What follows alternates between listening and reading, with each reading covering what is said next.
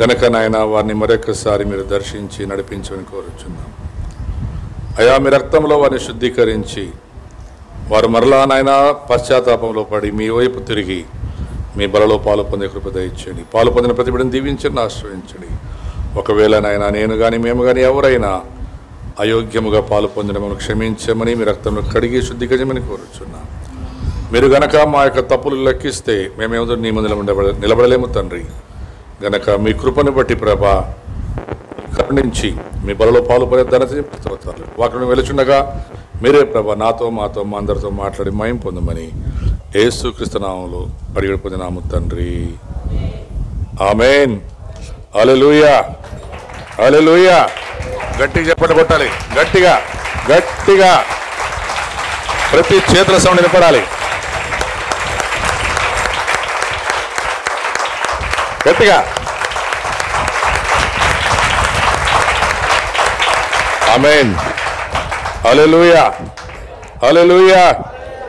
యేసయ్య మన మధ్యలో ఉన్నాడు. మీ పక్కన చేపట్టుకుని చెప్పండి, యేసయ్య నీ పక్కన ఉన్నాడు, ఆయన నీ చేపట్టుకున్నాడు, నిన్ను నడిపిస్తున్నాడు. భయపడకము, ఆయన నీకు తోడై ఉన్నాడు. హల్లెలూయా, హల్లెలూయా, హల్లెలూయా. ఎవరు తోడున్నారు చెప్పండి, ఎవరు తోడున్నారు? యేసయ్య తోడుంటే భయము లేదు, దిగులు లేదు, చింత లేదు కదా. భయము లేదు, చింత లేదు, దిగులు లేదు, భీతి లేదు, బాధ లేదు, రోగాలు లేవు, ఏముండవు. యేసు లేకుంటే అన్నీ ఉంటాయి. యేసు ఉంటే ఏమీ ఉండవు, యేసు లేకుంటే అన్నీ ఉంటాయి దండిగా కదా. యేసు ఉంటే మాత్రం ఏ బాధ లేదు, ఏ కష్టం లేదు. ఈ క్రిస్మస్ అప్పుడు మాత్రం పాడతారు, ఏ బాధ లేదు, ఏ కష్టం లేదు.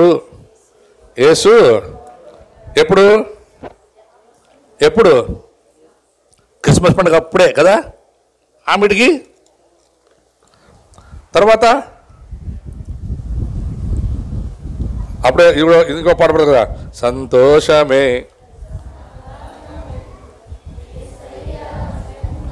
ఎప్పుడు? ఆ రోజే ఆ డ్యాన్స్ చేసేటప్పుడు. తర్వాత దుఃఖము. అయితే పిల్లరా, దేవుడు ఒక వాక్యం సెలవిస్తుంది, నేను నీకు తోడై ఉంటే, నేను నీతో ఉంటే, నేను నీ ఇంట్లో ఉంటే. నాకు ఈ మాట చాలా ఇష్టం. యేసయ్య మన ఇంట్లో ఉంటే, మార్కు సువార్త 2వ అధ్యాయం మనందరూ తెలుసు కదా. యేసు ఆ ఇంట ఉన్నాడని వినవచ్చినప్పుడు అనేకులు చేరి వచ్చిరి, అక్కడ రోగంతో వచ్చిన వారు అందరూ బాగుపడ్డారంట. హల్లెలూయా, హల్లెలూయా. మరి కొందరు బాగుపడలేదని కూడా ఉంది వాక్యంలో. వారు ఎందుకు బాగుపడలేదంటే వారి హృదయ కాఠిన్యం, అల్ప విశ్వాసం. అవిశ్వాసం కాదు, అల్ప విశ్వాసం, మొండితనం. ఏమి మొండితనం? కొంతమందికి అదే రోగం. కన్నడలో సామెత ఉంది, అది ఎందుకు చెప్పినా తెలియదు కానీ, సదాశివుని అదే ధ్యానం అంట. వానికి ఏం ధ్యానం అంటే మోకాళ్ళ నొప్పులు, నడుము నొప్పులు, కాళ్ళ నొప్పులు, తలకాయ నొప్పి, మెడ నొప్పి, ఇది తప్ప వానికి ఇంకేం ఆలోచన ఉండదు. కూర్చుంటే లేస్తే అదే బాధ, అదే నొప్పి. యేసు ఉన్నాడన్నటువంటి అవగాహన ఉండదు. యేసు ఉంటే ರೋಗ ಮುಂಡದು. ಏಸು ಇದ್ರೆ ರೋಗ ಇರುವುದಿಲ್ಲ, ಏಸು ಇದ್ರೆ ಮರಣ ಇರುವುದಿಲ್ಲ, ಏಸು ಇದ್ರೆ ಬಾಧೆ ಇರುವುದಿಲ್ಲ, ಏಸು ಇದ್ರೆ ಕಷ್ಟ ಇರುವುದಿಲ್ಲ. ಮತ್ತೆ ಅವು ಬಂದಿರೋದು ಯಾಕೆ ಅಂದ್ರೆ ಅವನು ಏಸುನಲ್ಲಿ ಇರದೆ ಹೋಗುವುದೇ ನಿಜವಾದ ವಿಷಯ. యేసులో నిజంగా మనం ఉన్నామనుకోండి, మరణం మన దగ్గరికి రాదు. ఒకవేళ మరణిస్తే కూడా యేసు ప్రభు లేపుతారని వాగ్దానం చేశాడు. మార్తా, నీవు నమ్మినడల నీ సహోదరుడు బ్రతుకుతాడు అని నమ్ముచున్నావా అంటే ఏమంటారు మార్తా? కొట్టద్దని వినండి. మార్తా ఏమంటది? అయ్యా నేను నమ్ముచున్నాను కానీ ఇప్పుడు కాదు. ఎప్పుడు? పునరుత్థానములో. ఎప్పుడు? ఎప్పుడు? ఇప్పుడు నా ప్రశ్న ఏం తెలుసా? ఇప్పుడు ఎంతమంది నమ్ముతారు దేవుడు మీ జీవితంలో కార్యం చేస్తాడు? ఇప్పుడు. ఎందుకంటే యేసు ఇప్పుడు ఉండువాడు, నిన్న ఉన్నవాడు, ఇప్పుడు ఉండేవాడు, ఇక ముందు ఉండిపోయేవాడు ఆయనే.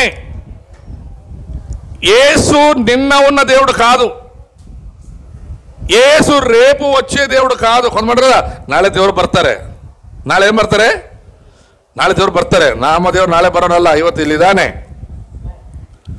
ಇಲ್ಲಿ ಇದ್ದಾನೆ ఇక్కడ యేసు ఉన్నాడు అని ఎంతమంది నమ్ముతున్నారు ఇక్కడ యేసు ఉన్నాడని ఉంటే ఒక వచనం చదువుకుందాం తొందరగా కీర్తన గ్రంథము 122 కీర్తన మొదటి వచనం 122 కీర్తన మొదటి వచనం ఎవడైనను నన్ను దేవుని ఆలయమునకు వెళ్ళుదము రండి అని పిలిస్తే అంట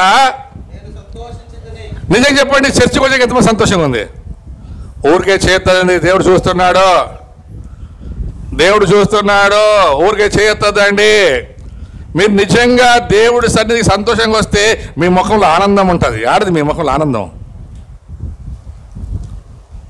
మీ ముఖంలో ఫస్ట్ ఆనందం కనపడాలి చర్చికి వస్తే ఎట్లుండాలి ముఖము తల మెరిసే మొఖాలు చూడు చర్చికి వస్తే ఎట్లుండాలి ముఖాలు ఎట్లుండాలా కళకళ లేకుండా కొంతమంది ఎట్లుంటారు చర్చికి వస్తే మబ్బు గంట పోయినట్లు ఉంటారు టీవీల ముందు వస్తే అబ్బబ్బబ్బ ఎంత బాగుంటారు ఇంకెవడన్నా రాజకీయ నాయకుడు పక్కన నిలబడాలా వీళ్ళ ముఖాలు చూడాలా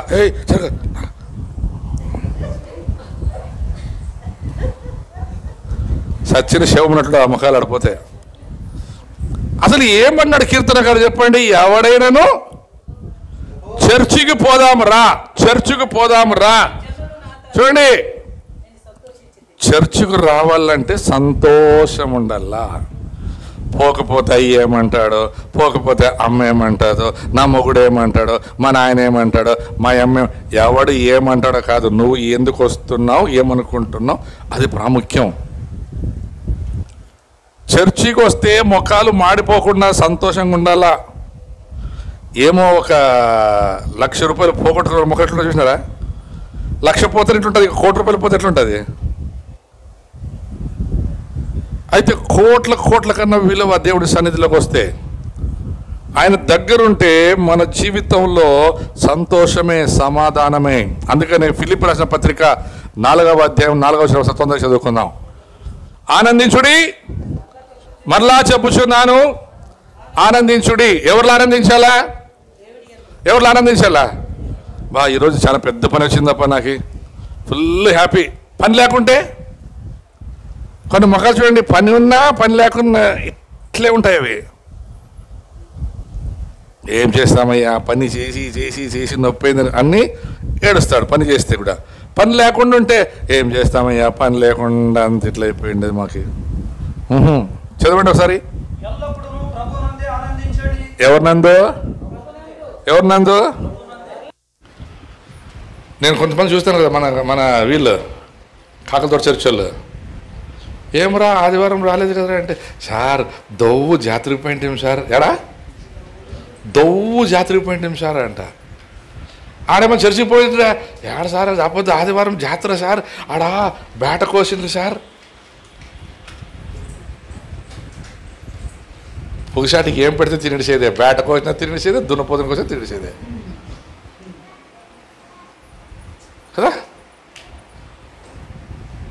నువ్వు జాతరలో వ్యాపారం చేయని వద్దన్ను జాతరలో పెట్టే ప్రసాదం తినొద్దు అది నీ శాపం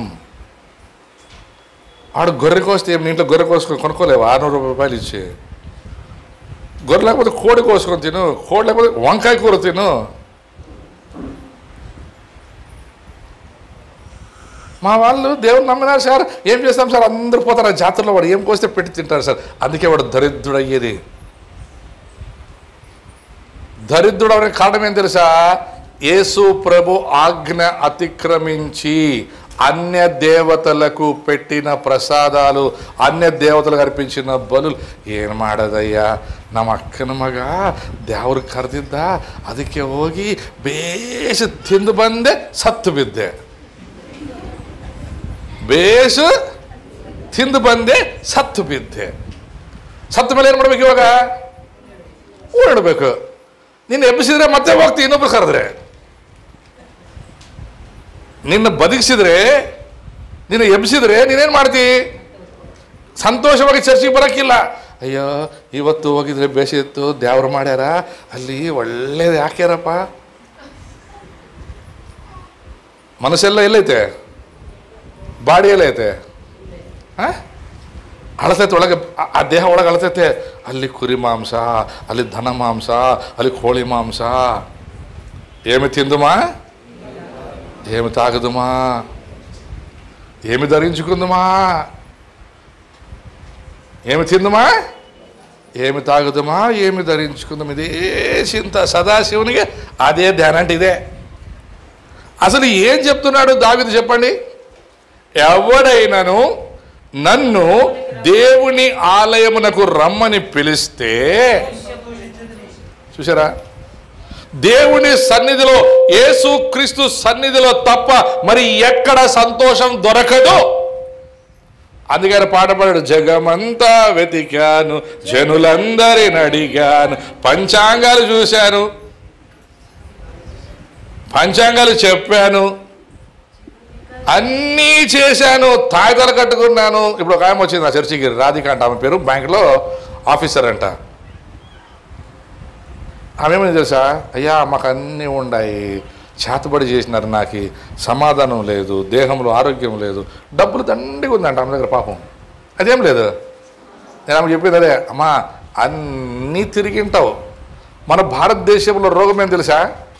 చర్చు, మసీదు, గుడి, యాప చెట్టు, అదేమంది సుంకేశ్వర చెట్టు, ఈ చెట్టు, ఆ చెట్టు, లాస్ట్కి రోడ్డు మీద పండుకున్న ఆవును లేపి దాని కాళ్ళు మొక్కే దరిద్రం మన దేశంలో ఉండేది. మొక్కేది ప్రతి దానికి మొక్కేదే. మీకు కూడా తెలుసా, మన చర్చికి ఒక పాప వచ్చిండే అమెరికా నుంచి. ఏం పేరు మా పేరు కాదు. ఆ పాపకి వాళ్ళకి అమెరికాలో స్టైల్ ఈ జడ్లు కట్టుకుంటారు కదా, జడ్లు కడతాయి కదా గంటలు. వాళ్ళు గంటలు కట్టాలని దానికి మట్టి వేసి నూనె, ఆముదం నూనె వేసి బాగా చేసి గంటలు కడితే స్టైల్ అది. దాన్ని డెడ్ లాక్స్ అంటారు వాళ్ళు ఇంగ్లీష్లో. ఆయనకి డెడ్ లాక్స్ వచ్చినాయంట, తలకాయలో ఎంటికలు గంటలు కట్టినాయంట. బట్టలు కొనుక్కొని అంగడికి పోయింటే వాడు బట్టల అంగడి ఓనర్ దిగి వచ్చి ఆయన కాలు మొక్కిపోతున్నాడంట.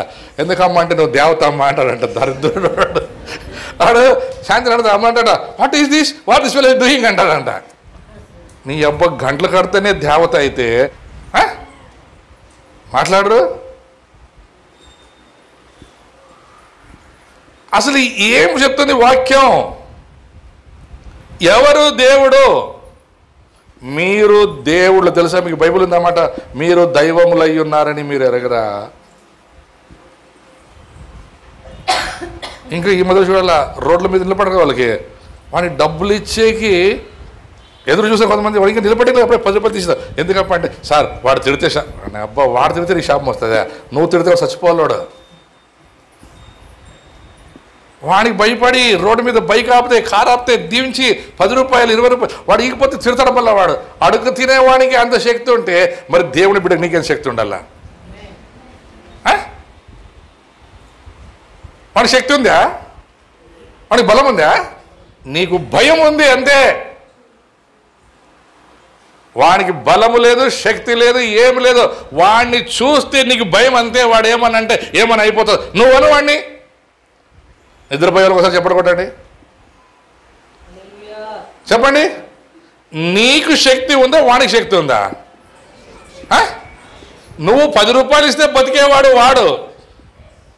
వాడికి భయపడుతున్నావు కానీ నీకు రోజుకు వందలు లక్షలు ఇచ్చే దేవుడికి భయపడుతున్నావా? నీకు ప్రాణం పోసిన దేవుడికి భయపడుతున్నావా? నీకు జీవాన్నిచ్చిన దేవుడికి భయపడుతున్నావా? ఎవరైనాను నన్ను దేవుని మందిరమునకు వెళుదాము రమ్మంటే ఎట్లా వస్తారంట? చెప్పండి చెప్పండి. మాట్లాడాలి, గట్టి చెప్పాలా, గట్టి చెప్పాలా, గట్టిగా యాటికి? దేవుడిని నమ్మిన వాళ్ళు కూడా కొంతమంది నాన్నకు ప్రేమతో మొబైల్కి ఫోన్ చేయండి, మళ్ళీ పాటలు వస్తాయి. ఇంకొంతమంది ఫోన్లు చేయండి, చుక్కల్లోకి ఎక్కినాడు చక్కనోడు. ఇంకొకటి ఫోన్ చేయండి, డాడీ నీకు ఫోన్ వచ్చింది, అమ్మ నీకు ఫోన్ వచ్చింది, అమ్మ ఎత్తవే ఏమెత్తలా? నీ అబ్బా ఫోన్లకి ఏం పెట్టుకుంటారు? చర్చికి వచ్చే దేవుడి పిల్లలు వీళ్ళు. దేవుని పాటలు ఉండవు, సినిమా పాటలు. నేను దేవుడికి ఒక నిజంగా చెప్పేప్పుడు నాకు సిగ్గేస్తుంది. ఇంకా ఆ విశ్వాసులదే ఇంకా అన్ని సినిమా పాటలే ఉంటాయి. దసరా బుల్లోడు, ఆ బుల్లోడు, ఈ పాటలు పెట్టుకుంటారు. అరే నీ మొఖాలకి తగ్గిపెట్ట. దేవుని పాటలు రా, కొంతమందికి దయ్యాల పాటలు భలే పాడతారు. ఇరమ్మా ఏ వచ్చిన చెప్తావు, ఇరమ్మా నీకే ఛాన్స్, నువ్వు ఇష్టమని చెప్పమ్మా, నేనేమి ఇది చెప్పమ్మా అన్న, నాకు బాధదు.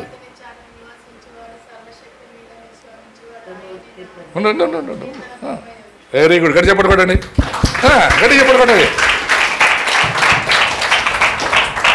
బసమ్మా నువ్వు చెప్పు, బసమ్మా నీకేది ఇష్టం వస్తుంది, నీకు ఏది ఇష్టం వస్తే బసమ్మా అని చెప్పేది నువ్వు. మనం వింటాం కదా వాక్యాలు, అవి నేర్చుకోవాలా. చెప్పు. నేను మాట చెప్పిన శేషరత్నమ్మ అని ఒక ఆమె ఉండే, నేను అమ్మ పోయింటే ఆమెకి 90 సంవత్సరాల పైన ఉండే. శేషరత్నమ్మ అని ఒక ఆమె ఉండే, బిడిది, మైసూరుకి బెంగళూరు మధ్యలో. ఓ అవ్వా కేళలే 90 సంవత్సరాల కంటే ఎక్కువ ఉండే ఆమెకి మేము పోయినప్పుడు. ఇప్పుడు లేదమ్మా. ఆమెకు చదువు లేదు జనమా, అక్షరం రాని పచ్చి పల్లెటూరామ.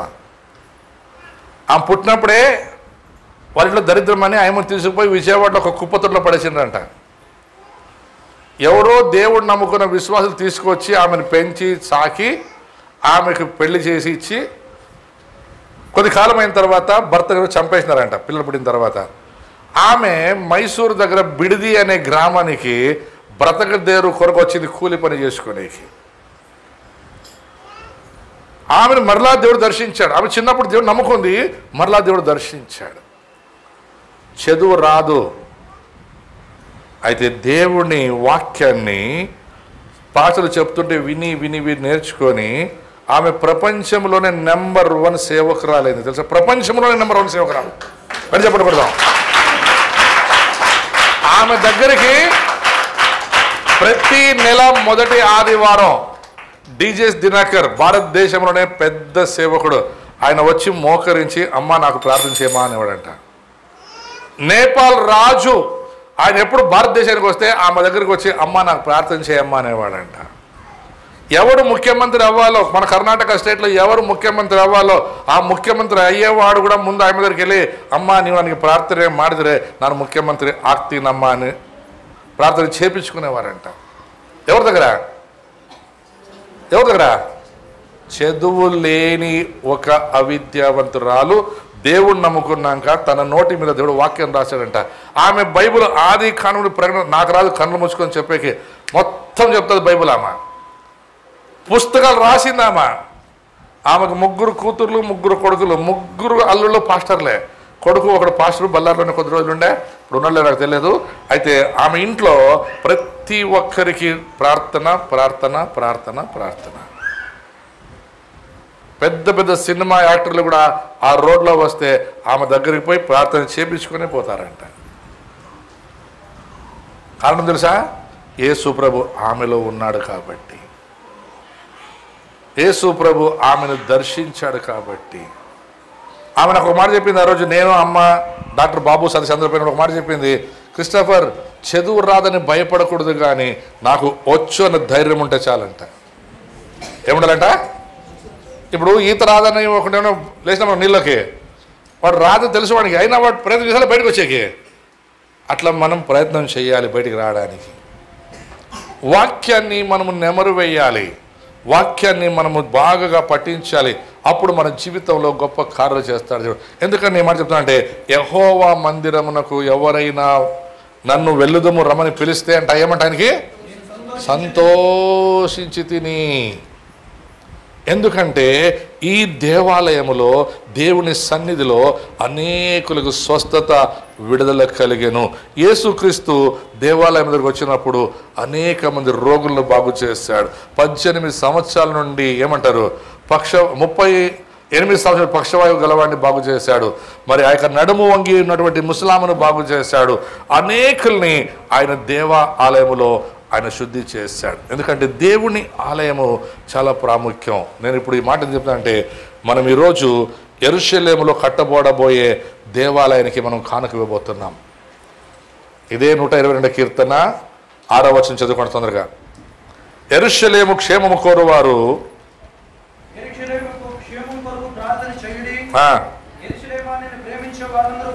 చూడండి, యెరూషలేమా నిన్ను ప్రేమించు వారందరూ వర్ధిల్లుదురు. నీ ప్రాకారములో నెమ్మది కలుగును గాక, నీ నగర్లో క్షేమముండును గాక. నీ సహోదరుల నిమిత్తమును నా సహవాసుల నిమిత్తమును నీకు క్షేమము కలుగును గాక అని నేను అందును. మన దేవుడైన యెహోవా మందిరము నిమిత్తము నీకు మేలు చెయ్య ప్రయత్నించెదను.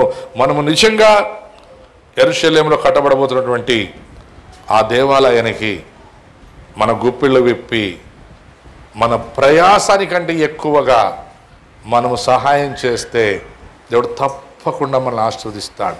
యెరూషలేములో కట్టబడబోయే 3వ దేవాలయం, ఆ దేవాలయంలో మన వంతు, మన యొక్క భాగం అక్కడ ఉంటే దేవుడు దీవిస్తాడు, ఆస్వాదిస్తాడు. నమ్మకం నేను కలిగి ఉన్నాను. ఎందుకంటే ఈ వచనం ఏమిటో చెప్పండి, యెరూషలేము క్షేమము కోరువారు వర్ధిల్లుతారు. మనం నిజంగా వర్ధిల్లుతాం, మనం నిజంగా దీవించబడతాం, మనం నిజంగా ఆశీర్వదించబడతాం. అంతేకాదు యెరూషలేము క్షేమము కొరకు ప్రార్థన చేయడం మన కర్తవ్యం. మనం ఆ విధంగా చేస్తే దేవుడు తప్పకుండా మనల్ని ఆశీర్వదిస్తాం. మొదటిది, దేవాలయంలో మనం ప్రవేశించాలి. అయితే ఇప్పుడు యూదులకు దేవుని ఆలయము లేదు, దేవుని మందిరము లేదు గనక వారు గోడ దగ్గర బయట నిలబడి ప్రార్థన చేస్తూ ఉన్నారు. అయితే దేవాలయం కట్టబడితే కలిగే మేలేం తెలుసా? యేసుక్రీస్తు వారి రాకడ తొందరగా దగ్గరగా ఉందని మనం తెలుసుకోవాలి. ఫిలిప్పీ రాసిన పత్రిక 4వ అధ్యాయం తొందరగా ముందు చదువుకుందాం, నేను ముగిస్తాను. ప్రభునందు ఆనందించుడి, మరలా చెప్పుచున్నాను, ప్రభునందు ఆనందించుడి. మీ సహనం సకల జనులకు తెలియబడినయుడి, ప్రభువు సమీపముగా ఉన్నాడు. చదవండి అవసరం. మరలా చెప్పుడు ఆనందించుడి. చూడండి, యేసుక్రీస్తు వారి రాకడ సమీపంగా ఉంది.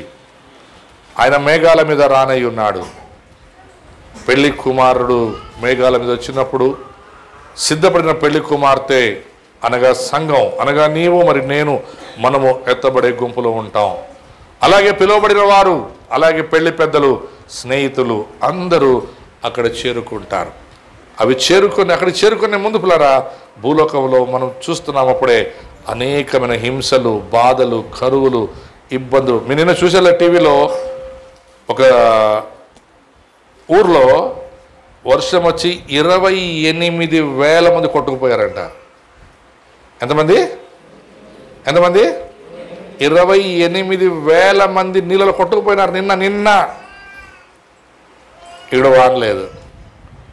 వాన్ లేదని మన దగ్గర చచ్చిపోతుంటే అటువైపు వాన్ ఎక్కువ చచ్చిపోతున్నారు. రాకడకు సూచనలు, జాగ్రత్త. ఇంకొన్ని దగ్గర యుద్ధాలు ప్రారంభమయ్యాయి. మరి మన దేశంలో కుల మతాల భేదాలు పెట్టి కొట్టుకు సస్తున్నారు. ఆ కులం ఈ కులం, ఈ కులం ఆ కులం, ఆ జాతి ఈ జాతి భేదాలు, ఒకరికి. ఇప్పుడు చూడండి, కొన్ని చర్చిల్లో కూడా మీదేం కులం అన్నా, మాదేం కులం అన్నా అంటే చర్చిలో కూడా ఏమడుతారు వచ్చి జనాలు, కులం కులం కులం కులం కులం కులం. అందుకే రాజబాబు బలపాడే పాట, కులం అన్నావు కూడలేక సచ్చావు, నిన్నేనయ్యా ఏసయ్య పిలిచారు. ఏసయ్య అందరినీ పిలిస్తే వచ్చిన వాడికి ఇప్పుడు సమస్య ఏమంటే మీ కులమేమి మా కులమేమి, నీ కులమేమి నా కులమేమి. నేను ఒక మాట అడుగుతాను, చెప్పండి, ఎవరన్నా ఆసుపత్రిలో రక్తము లేకుండా చావు బతుకులో ఉంటాడు మీ వాడు, మీ అన్నో, మీ తమ్ముడో, నాయనో, లేక రేపు నువ్వో. డాక్టర్ ఏమంటే 4 బాటలు రక్తం ఇస్తే బతుకుతాడు, లేకుండా లేదా అంటాడు. రక్తం ఇచ్చేకి ఏమన్నా పిలుచుకొస్తాం, వాడు అడుగుతామా నీ కులమేమని. కులం అడిగి నువ్వు రక్తం తీసుకుని వెళ్ళినప్పుడు చచ్చిపోతాడు వాడు. ఎందుకంటే నీ కులమాడు ఇవ్వడు నీకు రక్తం జల్దీ.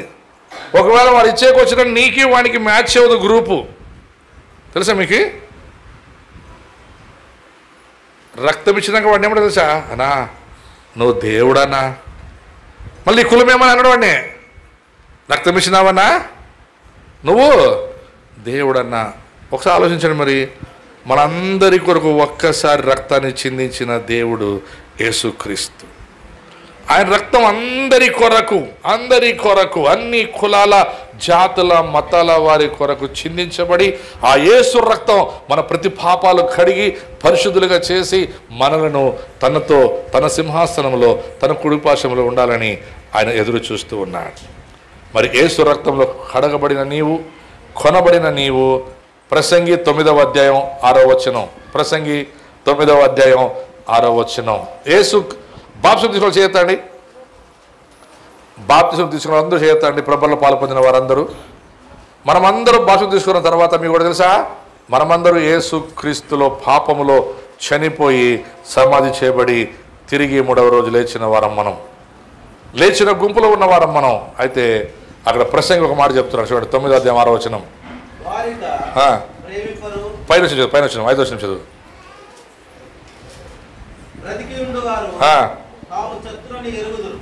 హలో వినండి, అందరూ చదువుతాండి, వినండి. ఉండండి. మీరందరూ సస్తారని తెలుసా తెలీదా? ఈరోజు కాకుండా రేపు కాకుండా నెల, ఇంకో 10 ఏండ్లు, 50 ఏండ్లు, 70 ఏండ్లు, 100 ఏండ్లు, 150 ఏండ్లు సస్తామా లేదా? చెప్పండి సరే కదా, తెలుసుకోండి వాక్యం. చదవండి. బ్రతికి ఉండువారు తాము చత్తురని ఎరుగుదురు, అయితే చచ్చిన వారు బాగా చేసుకోండి. యేసు క్రీస్తు నమ్మి నీటి బాప్తిసం తీసుకున్న మనము సచ్చిన వాళ్ళ బతికిన వాళ్ళ అర్థం చేసుకోండి. యేసు క్రీస్తు రక్తములో కొనబడి కడగబడిన తర్వాత నీటి మూలముగా బాప్తిసం తీసుకున్న మీరు చచ్చిన వాళ్ళ బతికిన వాళ్ళ? బతికిన వాళ్ళ? ఒక్క నిమిషము. రోమపత్రిక 6వ అధ్యాయం, తొందరగా. అందుకే మీరు బతికే ఉన్నారు ఇంకా. కరెక్ట్, మీరంతా బతికిన వాళ్ళే. 6వ అధ్యాయం 1వ వచనం. అలాగైనా ఏమందము కృప విస్తరింపాలని ఇంకా పాపము బ్రతికి ఉందమా? అట్లా రాదు. బాప్తిసం తీసుకున్న మీరెవరు? చెప్పాలి. చనిపోయి బతుకున్నారా? మీరు బతుకున్నారు. అందుకే మీకు ఇంకా చాలా ఉండే ఆశలు. బాప్తిజం తీసుకున్న నేను, మరి నీవు, మన అందరము చచ్చిన వారే. చచ్చిన వారికి ఇక మీదట ఇప్పుడు 9వ అధ్యాయం వాపస్ 9వ అధ్యాయం చూడండి. బ్రతికి ఉన్నవారు అంటే ఇంకా పాపంలో ఉన్న వారికి చావు వస్తుందని తెలుసు, కానీ అది చనిపోయిన మనము. అవును పిల్లారా, యేసు క్రీస్తులో గనక నువ్వు నిజంగా రక్షించబడి ఉన్నావని తెలిసి నువ్వు ఒక్కసారి పాపంలో చనిపోయి ఉన్నావంటే నీకు ఏమీ సంబంధం ఉండదని అక్కడ చెప్తున్నాడు సొలొమోను. తొందరగా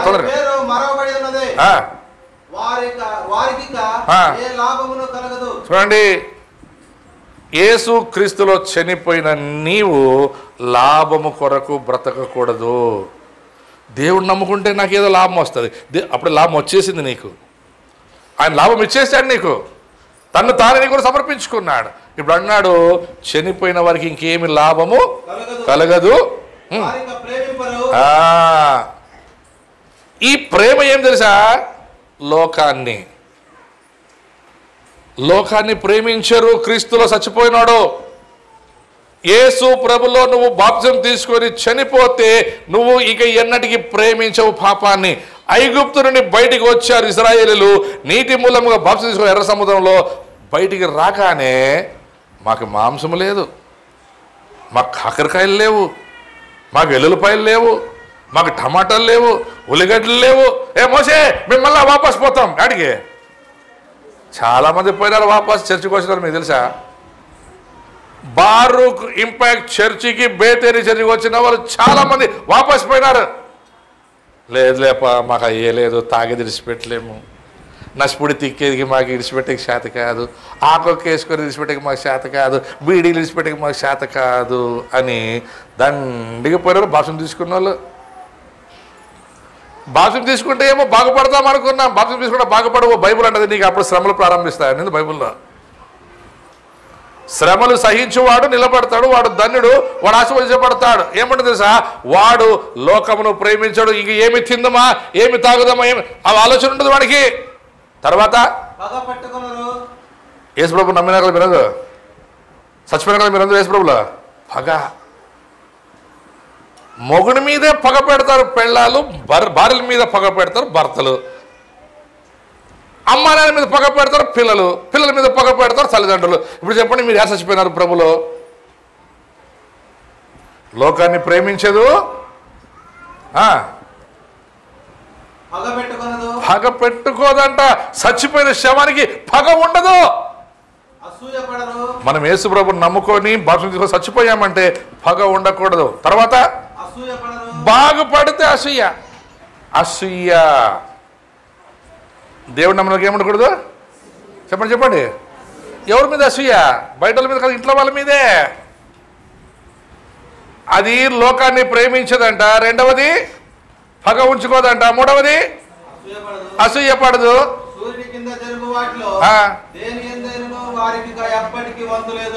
సార్, దేవుడు రేపు లెక్క అడుగుతాడు. 1 తలాంతు, 2 తలాంతు, 3 తలాంతు.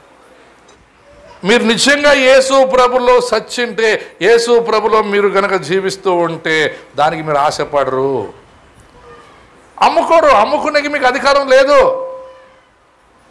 యేసు ప్రభు ఒక్కసారి మనల్ని కొనేశాడు, మనకు ఆయన అధికారం ఇచ్చాడు. మనం ఎవరికైనా ఓటేయచ్చు, మన హక్కు అది. పగ పెట్టుకోరు, అసూయపడరు. తర్వాత అంట వంతులు పంచుకోరు. ఇంకోటి ఏంటో తెలుసా?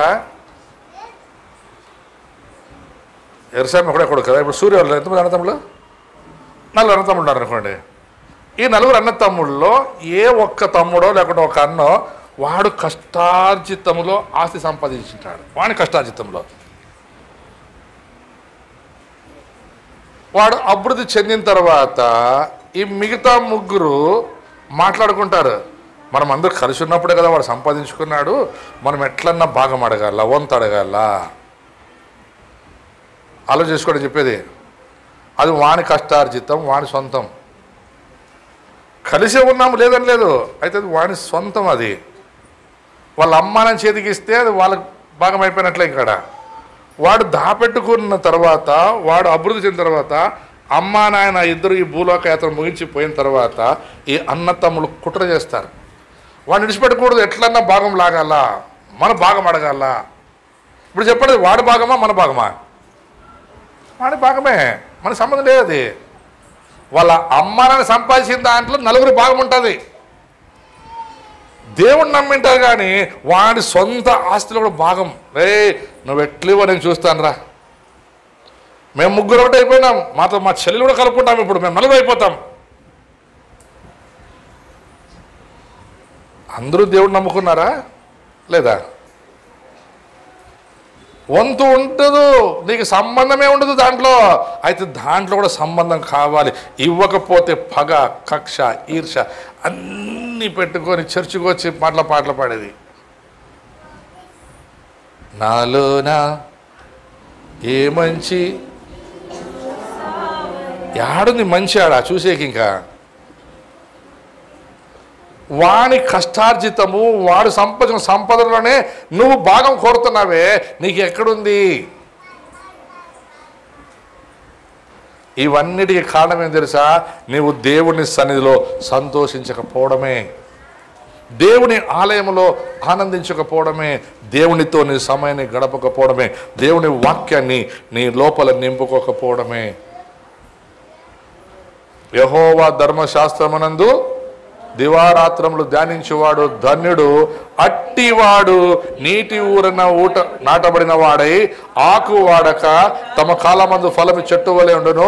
అతడు చెయ్యునదంతయు సఫలమగును. చూసారా? దేవుని మందిరములో, దేవుని వాక్యములో నాటబడండి. దేవుని వాక్యానుసారంగా దేవునికి ఇష్టముగా ఉండండి.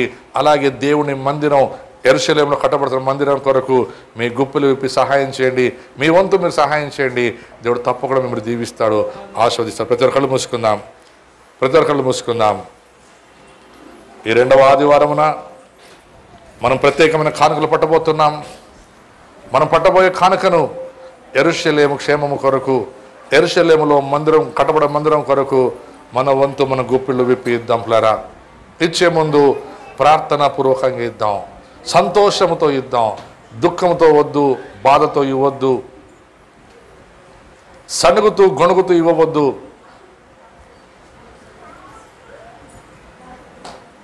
నీ వంతు దేవుడు తిరిగి మరలా నీకు ఇస్తాడు. దేవుడికి ఇస్తే దేవుడు తిరిగి బహుగా ఆస్వాదిస్తాడు. కష్టకాలములో, కరువు కాలములో ఇస్సాకు విత్తింది మనందరికీ తెలుసు. అయితే దేవుని ఆలయములో, దేవాలయములో ఒక విధవరాలు తనకు కలిగిన యావత్తు ఇచ్చి దేవుని దగ్గర మెప్పును పొందుకుంది. అలాంటి మెప్పు దేవుడు మీకు కలుగు చేసి నడిపించిన గాక. పరిశుద్ధుడా, ప్రేమేసేయ నాయన, మీకు స్తోత్రాలు వందనాలు చెల్లిస్తున్నాం. ఈ మధ్యాహ్న కాల సమయంలో మీ అపారమైన కృపకే వందనాలు. ఇంతవరకు మీరు మాట్లాడిన ప్రతి మాట నమ్మదగినది. నీ మందిరానికి సంతోషంగా రావాలి. నీ మందిరంలో ప్రభా ఆకాశ పక్షులకు గూడులు ఉన్నాయి. నీ మందిరంలో తండ్రి ప్రభా మనుష్యులకు తలవాల్చుకోవడానికి స్థలం ఉంది. నీ మందిరంలో స్వస్థత ఉంది, విడుదల ఉంది, రక్షణ ఉంది. ఎందుకంటే మందిరానికి అధిపతివి నీవు, రాజువు నీవు. అలాగే ప్రభా మేము మా దేహములో నీకు మందిరములైనవి గనక ఈ మందిరంలో మీరు నివసించి ప్రతి ఒక్కరిని ఆరోగ్యకరంగా ఉంచమని కోరుచున్నా. మరి ముఖ్యంగా మేమందరం కలిసి యెరూషలేము క్షేమం కొరకు ప్రార్థిస్తున్నాం, ఇజ్రాయెల్ కొరకు ప్రార్థిస్తున్నాం, భారతదేశం కొరకు ప్రార్థిస్తున్నాం, ప్రపంచ పటంలో అన్ని దేశాల కొరకు ప్రార్థిస్తున్నాం. అయ్యా, నువ్వు సమీపంగా ఉన్నావు గనక ఏ మనుషుడు కూడా విడవబడకుండా అందరూ పశ్చాత్తాపడి రక్షణ పొంది నీ రాజ్యంలో చేరునిగాక నాయన. అలాగే నా తండ్రి, మేమందరం మా కానుకలు విత్తుచుండగా మీరు స్వీకరించి ఆశ్రయించండి.